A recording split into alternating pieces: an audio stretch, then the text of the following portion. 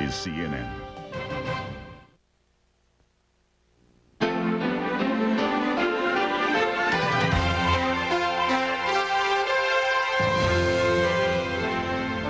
A discovery at the bottom of the sea. The U.S. Navy locates the Japanese ship sunk by one of its subs. As his relatives of the victims demand answers and an apology. Aftermath of an attack, anger and outrage over Friday's U.S. and British airstrikes against Iraq as Baghdad vows to retaliate. Plus, a break in a baffling murder case from New Hampshire. Police name a pair of suspects to the deaths of two Dartmouth College professors, two teenage boys. From the CNN Center in Atlanta, this is CNN Saturday. Glad to have you join us. Hello and welcome. I'm Donna Kelly. We begin with more on the sunken Japanese research vessel. The U.S. Navy has found the ship sitting upright in about 2,000 feet of water just off the Hawaiian coast. And now a spirited international debate begins over what should be done next. CNN's Martin Savage joins us with more from Honolulu. Martin? Donna, at this hour, the Navy assures us that their submersible, known as the Scorpio 2, is continuing to map out the area and search the bottom of the ocean where the Ahimi Maru was located earlier today. The Navy says that the Scorpio made a positive identification of the Japanese training vessel by actually moving up on the vessel's stern and reading the name via its television cameras. It continues to sweep the area, looking and basically mapping out the bottom of the ocean there, exactly where it is located. They are also searching for possible victims and at the same time looking for damage that may have been done by the submarine, This, of course, would be valuable information for the NTSB investigation and for the one that the Navy is conducting as well. We know that it rests at a little over 2,000 feet beneath the ocean. It is said to be pretty much upright, and it is also at rest about 1,000 yards or a half a mile away from the original collision that occurred on the surface. That is about all we are being told by the U.S. Navy. We don't know specifically if the vessel is intact. That was deemed to be critical by the Navy early on because if it had broken up, it would allow them to search more carefully through the wreck in order to try to find victims if they were trapped inside. If it is intact, the ROV has no means of entering. It could only observe from the outside. Trying to recover the victims is not only important for the U.S. Navy, but it's critical for the family members. They have said and demanded that the vessel be brought to the surface, but at the very least, find those family members that could be trapped inside. They repeated that demand yesterday afternoon at a very emotional news conference.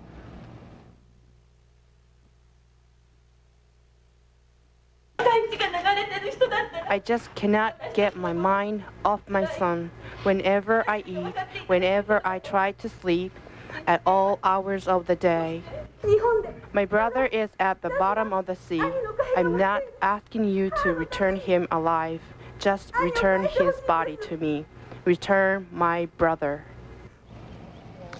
Yesterday afternoon, the U.S. Coast Guard opened a warehouse to show to the media and also to the family members ahead of time the debris that had been collected over the past week from the surface in the search for the Ahimi Maru. There seemed to be quite a bit of it. Much of it, though, was rescue paraphernalia, life rafts. There were 10 of them, the equipment that goes inside. Also, there was fishing gear that was found, buoys. There was life rings and life vests that were uncovered, and also debris that had floated away from the deck, including some large containers. The emergency beacon was also found, and it was said to be operational at the time that it was pulled from the water. The family members had about 40 minutes to look at this material without the cameras. They were not allowed to touch anything, and they weren't allowed to take anything because it's considered valuable for the investigation. The Coast Guard officials that were there said that many of the family members were overcome. In fact, some of the Coast Guard people said they were overcome just watching the family members go through. One other thing to point out, if you're contemplating what is the challenge for the Navy if they were to even go through with the idea of a salvage, TWA 800, the aircraft that went down to the Atlantic Ocean, that was about 125 feet down. Egypt Air, that also went down to the Atlantic, that was about 250 feet down. The Kursk submarine that belonged to the Russians, that was 350 feet down. And as we say, the Ahimi Maru is now over 2,000 feet below the ocean surface, a much greater challenge. Donna? All right, Marty Savage, thanks very much. And in Washington, a Navy investigation of the USS Greenville and the collision continues. CNN's Kathleen Koch is standing by with more for us from the Pentagon. Kathleen? Donna, not only a Navy investigation, but also an investigation by the National Transportation Safety Board, which, as Martin mentioned, is very interested in getting a look at those video images that are being sent back up by the Scorpio. The NTSB at this point is expecting by Monday to finish questioning all 130 sailors who were aboard the USS Greenville. The NTSB has spoken by phone to 4 of the 16 civilians who were on board the Greenville as well when the collision occurred. The NTSB final report on the incident, though, is not expected to come out for another 12 to 15 months. The Navy investigation, meanwhile, is proceeding on a separate but parallel track. Admiral Tom Fargo, who is the Commander-in-Chief of the Pacific Fleet, has already received what's called a preliminary report on how the deadly collision occurred, with the facts as the Navy knows them at this moment. Fargo could announce as soon as this afternoon whether an informal investigation will ensue or if there is some sign of negligence or dereliction of duty, whether a more formal board of inquiry will be convened. Now, I am told that in that case, that would likely lead to the court-martial of the commanding officer. Donna? Kathleen, any more information coming out about a BDA, a bomb damage assessment, and what may have been hit and what was successful? CNN has gotten word that that the Pentagon has some preliminary information on just how accurate those strikes were on Friday. Now, a senior Defense Department official tells CNN that all 7 of the command and control sites that were targeted were seriously damaged or completely destroyed by the attacks. Now, of the 20 different radar sites that were targeted around Baghdad north of that 33rd parallel, we are hearing that an undetermined number were damaged or destroyed.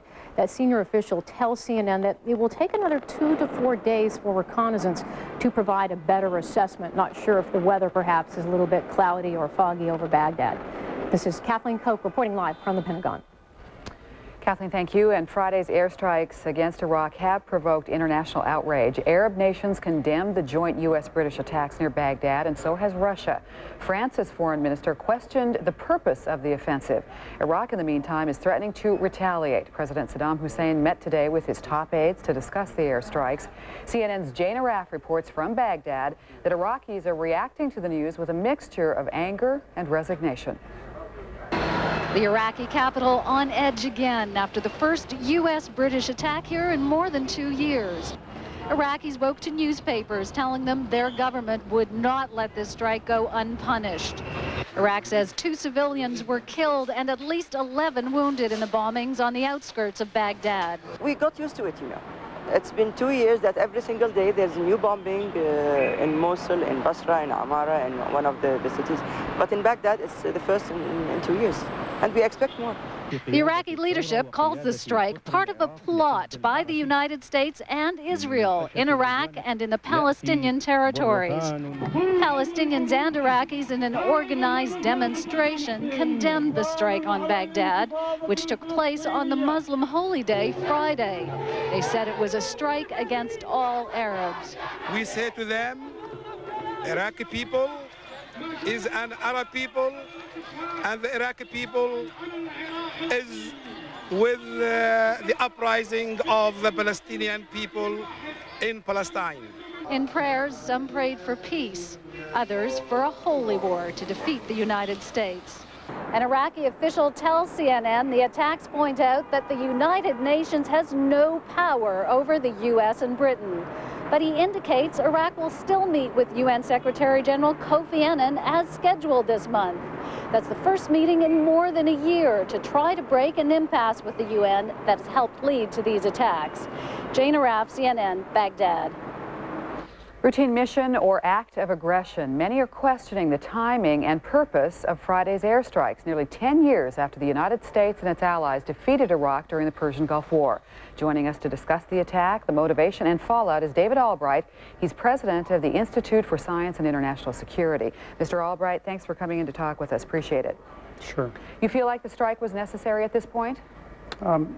In narrow terms, certainly. It's very easy to justify the defending of the pilots. And if the no-fly zone is going to be patrolled, the pilots have to be protected. And that was one of the justifications that the United States was using, was saying that there were increased capabilities by Iraq. When we look at what they have in the term of weapons, what do you think the capability is there? I think the Iraqis are certainly using the weakening of sanctions to improve their air defense capabilities. And I think we're going to, fortunately, the British and American pilots are going to continue to face threats. What about chemical, biological, and nuclear weapons? What do you think the threat is right now, and even in the near future, or how far into the future do you think it will be a serious threat? Well, unfortunately, without inspections and with weak sanctions, you almost have to assume that Iraq can make biological and chemical weapons, and in fact has. Whether they're deliverable or not is unknown.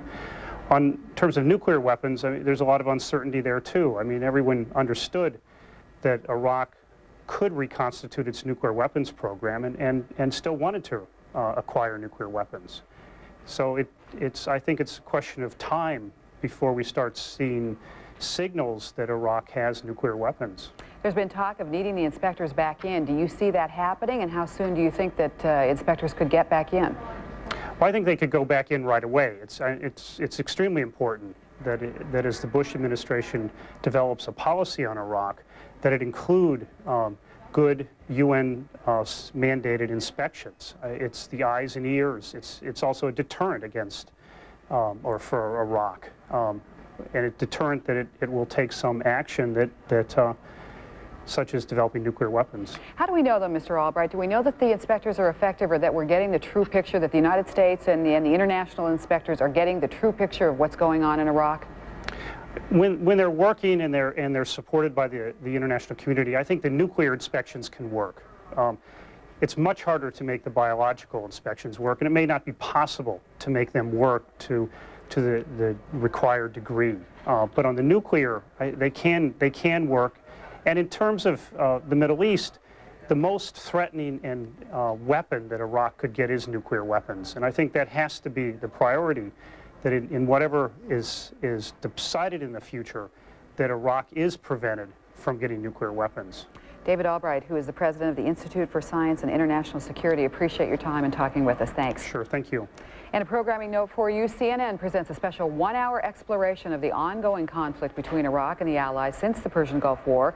CNN's Brent Sadler hosts The Unfinished War. It's tonight, 10 p.m. Eastern, which is 7 Pacific. It's right here on CNN. Surgeons in Kentucky spent last evening attempting the United States' second ever hand transplant. How the operation turned out is just ahead. Plus, police are searching for 2 suspects in the murders of the Dartmouth College professors last month. More on who they're after right after this.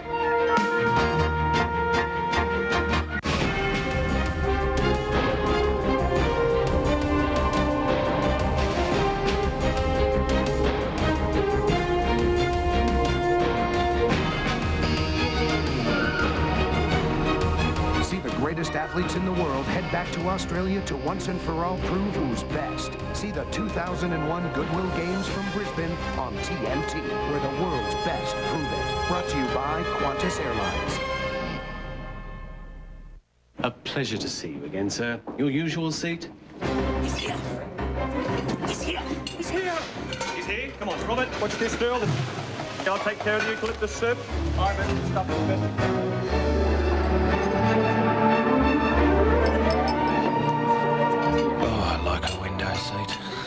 It's lovely to see you again, sir. Once you've experienced Qantas business class, nothing else will do. If the value of your home has risen during the last couple of years, now may be a great time to refinance and cash out some of your equity. Just log on to Ditech.com or call us at 1-800-71-FIXED. Today's low fixed rate is only 6.990%, APR 7.158% with 0 points. And there are no upfront fees. It's smart money from Ditech.com. Apply online or call us now at 1-800-71-FIXED. Trapped. Find it broken. Freak blizzard came out of nowhere. Can't see. Hypothermia is setting in. Not gonna make it. Tell my wife I love her!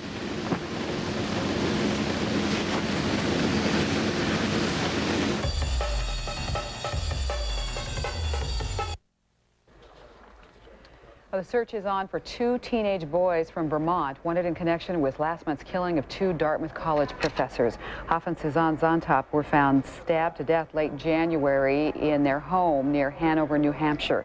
Police issued an arrest warrant Friday for 17-year-old Robert Tulloch of Chelsea, Vermont, charged with 2 counts of first-degree murder. Tulloch is believed to be traveling with a 16-year-old friend. New Hampshire authorities plan to hold a news conference next hour on the case, and CNN will bring it to you live when it happens. Lawyers for Sean Puffy Combs are trying to do damage control. That's after Combs' driver testified yesterday that the rapper urged him to lie and promised him $50,000 to tell police that he owned a gun found inside Combs' car. The defense spent 4 hours yesterday trying to discredit the lead prosecution witness, Wardell Fenderson, claiming that his story was inconsistent with what he told a grand jury. A 36-year-old gutter installer from Michigan has become the second person in the United States to receive a hand transplant. A team of surgeons in Kentucky performed the 13-hour operation overnight. Jerry Fisher, now recovering, and is expected to be able to use his new hand in just a couple of days.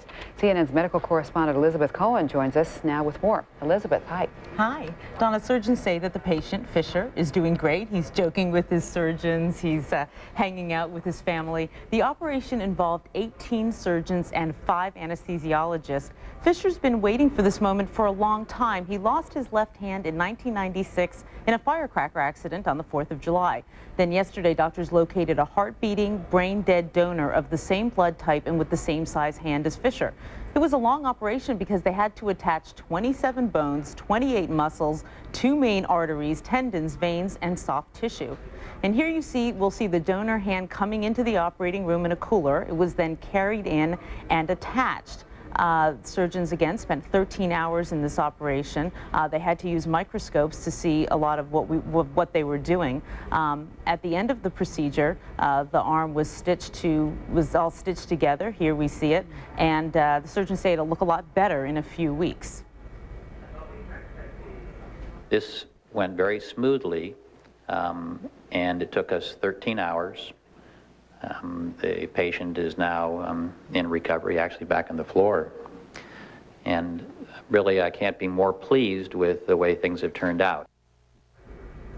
Now let's take a look at exactly how they did this procedure. Doctors first attached the bones with metal plates, and then they had to attach the tendons. Well, here you see the bones coming together, and there are the plates that will hold the bones together. And there are plates on the side as well as plates on the top. And then they had to attach the tendons, and they tested each one. You can see those little fingers wiggling by pulling on the tendons. They did the same process on the top of the hand. They then connected the nerves and the arteries. The hand was then flipped back over. The arteries were attached, the hand sewn back up together as soon as that was attached. And as they flipped it over, they had to do more of the arteries there. You can see that going together. Now, when Fisher decided to undergo this procedure, he undertook a lot of risks. He'll have to take anti-rejection drugs for the rest of his life. And these drugs suppress the immune system and can cause kidney problems, diabetes, and even death. We visited with Fisher 2 months ago. He's a motorcycle enthusiast, and he said he was ready to take those risks. He's the father of 3, and he says one of the main reasons he decided to do the surgery is that he said with a hook on the end of his arm, it's hard to be tender with his new baby son. Now, hand transplants have had a bit of a tricky history. Just last week, the man who received the first hand transplant, which was in France in 1998, he had to have his hand amputated because he didn't keep up with taking the anti-rejection drugs. The first U.S. hand transplant recipient, Matthew Scott, had his transplant done by the same team who did last night's operation. Doctors say he's doing well and has a good deal of function in his wrist and fingers. The lead surgeon says he expects Jerry Fisher to do as well or even better. It's fascinating, Elizabeth Cohen. Thanks very much. I'm surprised. It's interesting to me how the brain can get the signals then to the new hand. It's amazing. It's if everything goes right, it just accepts it. The only 2 things that they really had to be careful about were the blood type and the size. Other than that, it'll hopefully just take it right up. Okay, Elizabeth Cohen, thank you. Harlem prepares for who could be its most famous tenant, former President Clinton, and others are eyeing the neighborhood too for its prime real estate, and why that has longtime residents worried. It's coming up.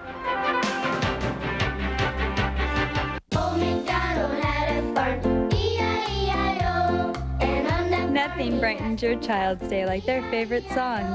I'm a little teapot, short and stout. Here is my hat. Now Time Life Music brings you a new collection, 100 Best Love Songs for Kids for just $24.99. London Bridge is falling down, falling down, falling down. Imagine owning every one of your children's favorite songs all in one collection. Row, row, row your boat gently down the stream. Merrily, merrily, merrily, merrily. You'll get all their favorite playtime songs. I've been working on the railroad All those great sing-along songs. There was a farmer had a dog and Bingo was his name. Oh, B-I-N-G-O. And all of the best loved lullabies. Goodbye, baby, on the treetop. 100 songs for kids on 4 CDs or 4 cassettes for just $24.99. Here we go, looby-loo. Here we go, looby-light. Here we go, looby-loo. All on a Saturday night. Do you know the Muffin Man? The Muffin Man. The Muffin Man. 100 songs for kids. If you're not completely satisfied, Time Life will refund every penny of your purchase price. Oh, where has my little dog gone? Oh, So call now for 100 songs for kids. Incy Wincy Spider went up the water spout. To order 100 songs for kids, call 1-800-509-4499. That's 1-800-509-4499. Or send $24.99 for 4 CDs or 4 cassettes, plus $4.99 shipping and handling to 100 Songs for Kids, Department 4, Richmond, Virginia, 23280. Crack corn and I don't care. Talk Back Live, weekdays 3 Eastern on CNN. And welcome back. Former President Clinton has struck a deal with the City of New York to open a penthouse office in Harlem. He came to terms with the City of New York, which already had a lease on that space. Harlem is the country's most historic black neighborhood and has been enjoying an economic resurgence. But as CNN's Deborah Fayrick reports, some worry that Harlem residents might pay a high price for its rising popularity. Next week, we should be going back to court. Laura Gillum and her 2 daughters are fighting eviction, trying to stay in the Harlem apartment they've long called home. I feel comfortable here. I've lived in this neighborhood now for about 40 years before my kids were born. So it's a place where everybody practically know me. The Gillums pay $600 a month for a 3-bedroom apartment. Were it not rent controlled, the landlord could charge 3 times that in today's market, an economic reality that's changing the face of Harlem. Rents throughout Manhattan are shooting through the roof. People in Harlem and low-income neighborhoods are feeling the squeeze. Even dilapidated buildings have now become prime real estate. Harlem residents who suffered through decades of crime and decay are in good times now being pushed out. We're seeing new owners, speculators buying buildings and trying to evict long-term tenants on all sorts of pretexts. We have an open house. But longtime property owners like Maurice Gray say buildings can't survive if landlords don't earn enough to cover their own bills for fuel, electricity, and repairs. Your income has to be equal to your expenses and maybe a small profit for the landlord, and then you can survive. But if you don't meet the expenses, then the properties are doomed, like any business. Part of the problem, experts say, not enough housing or subsidies for low-income families. We shifted the priorities to a market-driven land value, which causes problems. Because here we have a population who can't compete in the market. And changes in rent regulation mean more evictions. The combination of all of these things, much easier to get people out and to displace people in numbers that we can't even begin to imagine because there is no one who is tracking that number. Harlem has seen an amazing boom in new homes and stores. There's even a Disney and Old Navy. The downside, say longtime residents? Everything is business, move, move, move. It totally has changed the atmosphere, which I think it changes people also. It destroys communities. The Gillums say their landlord offered the money to leave. For now, they're staying right where they are, on a street where people still smile. Hello. Deborah Fayrick, CNN, New York. For the nation's forecast just ahead, stay with us. Oh, come on, you can't stay another day? There he is. I wish I could. I'm just so crazed with the new job. I don't have time to figure out my finances. We went through the same thing when we got this house. And with the new baby coming, we needed help. So what'd you guys do? Called T. Rowe Price. Really? Yeah, it was great. It really helped simplify things. Give him a call. Okay, I will. What a big brother's for, right? Ah, come on, get out of there, you. Bye-bye. All right. T. Rowe Price, helping people invest with confidence for over 60 years. Welcome. Welcome to America Online, new version 6.0. The easiest just got even easier. You just plug it in and you go. With 6.0, all the best features are even better. You've got mail. Customer service is always there to help. Parental controls help safeguard our kids. Nobody else has all these features. It keeps me closer to my family and friends. There's never been a better time to join. 6.0 is the best AOL ever. America Online, new version 6.0. So easy to use, no wonder it's #1. Call 1-800-4ONLINE now.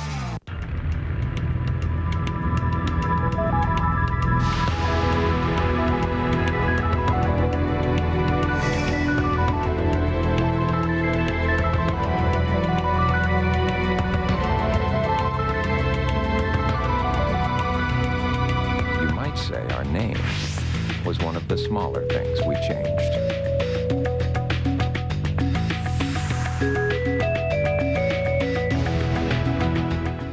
All right, boys, last card. I'm gonna raise you $1. You must have something, boys. Just $1. Hey, don't you know about 10-10-220? What? Yeah, man, 10-10-220. All calls up to 20 minutes. 99 cents. Just 7 cents a minute after that. All calls up to 20 minutes for only 99 cents? See, $1 is worth a lot. I'm out. Me too. I call you. Do you have any 5s? Go fish. Dial 10-10-220. Welcome back, everyone. I'm meteorologist Jackie Jarris. Much of the nation reaping the benefits of high pressure today, and that means lots of sunshine and relatively pleasant conditions. Our storm system that ripped through the southeast yesterday is now well offshore. Still seeing a little bit of that front here into central parts of Florida, so an isolated shower will be possible into the late afternoon and early evening hours. Now, cold air is in place across the northeast along with blustery conditions, so the snowfall that you see here is just due to lake effect snow. It's that cold air that moves across the warmer lake water. Midsection of the country looking nice and quiet, but out west we are going to be seeing some big changes. It's been raining throughout much of the day in the northern parts of California. San Francisco still dry but very cloudy. We're expecting that rain to move in probably within the next hour. Rainfall amounts staying about 3/4 of an inch or less. Of course, the heaviest will be in the northern parts of California. We're going to get the 1-2 punch here out west. Here is our first frontal system. That's what's causing the rain for today. Of course, snow into the higher elevations. You could see anywhere between 7 and 12 inches of snowfall into the northern Sierra Nevada by tomorrow morning. Now, this frontal system weakens as it moves onshore, so we'll watch for a little bit of a break into tomorrow morning and into your Sunday afternoon. But there you can see another system poised to affect you for the beginning of the work week. And it looks like this time around it's going to be a little bit of a stronger storm. We're expecting the chance of showers all the way down into LA and also into San Diego for your Monday. Of course, more rain into Northern California with snowfall into the interior. Another little clipper crosses down across the Great Lakes, and that is going to bring some snow showers for you. On Tuesday, staying very active in the west, and again, the Great Lakes will see more rain and some snow. And as we head into Wednesday, getting a little relief out west. The heaviest of stuff will stay right along the coastline there, but then the action will start to kick up out to the east with rain and snow showers throughout New England, isolated showers and thunderstorms in the lower Mississippi Valley. That's a look at the nation's weather. Donna, back to you. Jackie, thank you. We'll see you shortly, and I'll be back with the headlines right after this, and then after that, your health. If the value of your home has risen during the last couple of years, now may be a great time to refinance and cash out some of your equity. Just log on to ditech.com or call us at 1-800-71-FIXED. Today's low fixed rate is only 6.990%, APR 7.158% with 0 points. And there are no upfront fees. It's smart money from ditech.com. Apply online or call us now at 1-800-71-FIXED. Today on Evans Novak Hutton Shields, the highest-ranking Democrat on the powerful House Ways and Means Committee, Charlie Rangel of New York. Today, 5:30 Eastern. Looking for inspiration for your home and garden? You'll find it at the GMC Portland Home and Garden Show at the Expo Center. Come experience 26 breathtaking gardens in full bloom and the country's #1 flower show. Whether you're building or just remodeling, see nearly 1,000 exhibits with the latest ideas for your home and garden. It's the largest home show and the largest garden show together in one. Sponsored in part by AT&T Broadband. February 21st through 25th at the Expo Center. At Chez Louis, you will always be surrounded by a uniquely wonderful atmosphere, and our cuisine, magnifique! My pasta is one of a kind, my duck, a culinary masterpiece. At Chez Louis, you will be treated like a king in his kingdom.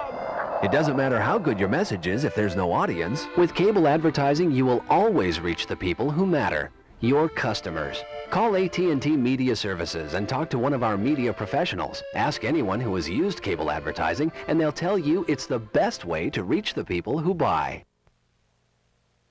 Get to the Point with Greta Van Susteren, weeknights 8:30 Eastern on CNN. Hello, I'm Donna Kelly at the CNN Center in Atlanta. Here's a quick look at the top stories in the news for you this hour. The U.S. Navy has located the sunken Japanese research vessel. It's sitting upright on the ocean floor, 2,000 feet below sea level, just off the Hawaiian coast. A senior Defense Department official tells CNN that Friday's U.S. and British airstrikes hit all 7 command and control sites, either destroying or severely damaging them. Iraq is threatening to retaliate. Police are looking for a Vermont teenager charged Friday with stabbing 2 Dartmouth College professors to death last month. The 17-year-old boy is believed to be traveling with a 16-year-old male companion. Authorities believe that the suspect is armed. They plan a news conference next hour, and CNN will bring it to you live. That's it for this edition of CNN Saturday. Some quick headlines for you. We'll have more news at the top of the hour. Your health starts right now.